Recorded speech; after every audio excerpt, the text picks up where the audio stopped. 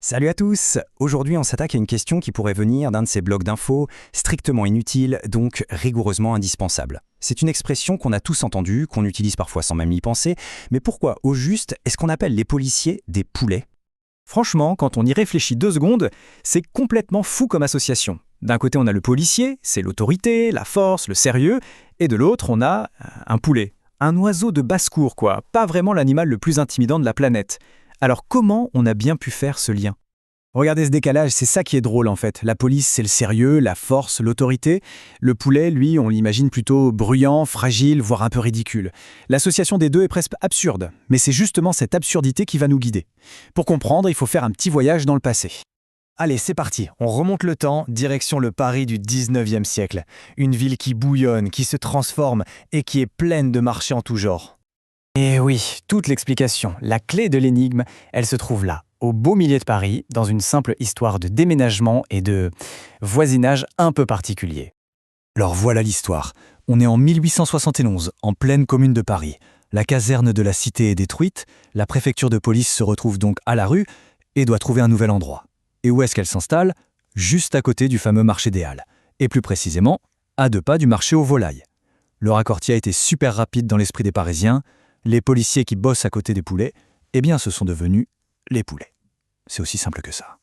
Bien sûr, comme toujours, il y a une légende urbaine qui est venue se rajouter par-dessus une histoire un peu plus croustillante. On raconte que pendant l'incendie de l'ancienne caserne, ça sentait tellement la viande grillée que les gens se sont mis à dire que ça sentait le poulet rôti. C'est une bonne histoire, mais non, c'est juste une légende. Donc voilà ce qu'il faut retenir. La légende est marrante, c'est vrai, mais la vérité, elle, est beaucoup plus terre-à-terre. C'est une histoire de géographie, purement et simplement. Un surnom de quartier qui a fini par s'étendre à toute la France. Mais attention, si ce mot a traversé plus d'un siècle, c'est qu'il est devenu bien plus qu'une simple anecdote. Il nous raconte quelque chose de bien plus profond sur notre rapport à l'autorité. Le mot poulet, en fait, c'est un cas d'école de l'argot. L'argot, c'est souvent ça, un langage du peuple, créé pour se moquer un peu du pouvoir, pour le rendre moins impressionnant, moins écrasant. C'est une manière de reprendre un peu le dessus, au moins avec les mots.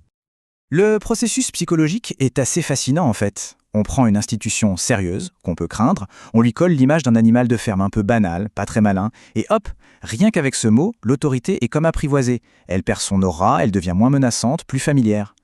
Et d'ailleurs, le poulet n'est pas le seul animal dans le zoo de la police. En France, on a eu les hirondelles, pour les agents à vélo, ou les vaches, qui était un terme beaucoup plus péjoratif, et à l'étranger, c'est pareil. On pense aux pigs, les cochons en anglais, qui est carrément une insulte, ou aux Bullen, les taureaux en allemand. D'accord, on a l'origine, on a la fonction, mais la vraie question c'est pourquoi poulet a survécu si longtemps alors que d'autres mots ont disparu? Pour ça, il faut regarder du côté de la culture populaire. Alors, comment ce surnom de quartier est devenu un monument de la langue française? Eh bien, c'est grâce au cinéma et à la littérature. Imaginez les films policiers des années 60, les dialogues incroyables de Michel Audiard. Le mot poulet était partout. Il est passé de la rue au grand écran, et du grand écran, il est entré dans notre langage de tous les jours pour ne plus jamais en sortir. Et c'est ça qui est fou. La longévité du mot est incroyable. Le terme hirondelle, par exemple, qui s'en souvient aujourd'hui? Il a disparu avec les vélos des agents. Mais poulet, ça reste. Parce que c'est imagé, c'est drôle, ce n'est pas forcément méchant, et surtout la culture populaire l'a entretenu en permanence. Et là où ça devient vraiment savoureux, c'est que le mot a été complètement retourné.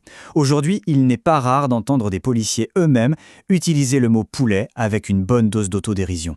En s'appropriant le surnom, ils le vident de sa critique. C'est plutôt malin comme stratégie. Finalement, ce simple petit mot « poulet », il en dit long sur nous. Il symbolise cette relation très spéciale, très française qu'on a avec la police. C'est un mélange de respect, de critique, de moquerie, mais aussi d'une forme de familiarité un peu étrange. On les critique, mais ils font partie du paysage.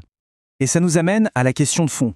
Est-ce que ce surnom nous parle vraiment de la police, ou est-ce qu'il nous en dit beaucoup plus sur la façon dont nous, Français, on aime bien jouer avec l'autorité, la titiller, la ramener à notre niveau?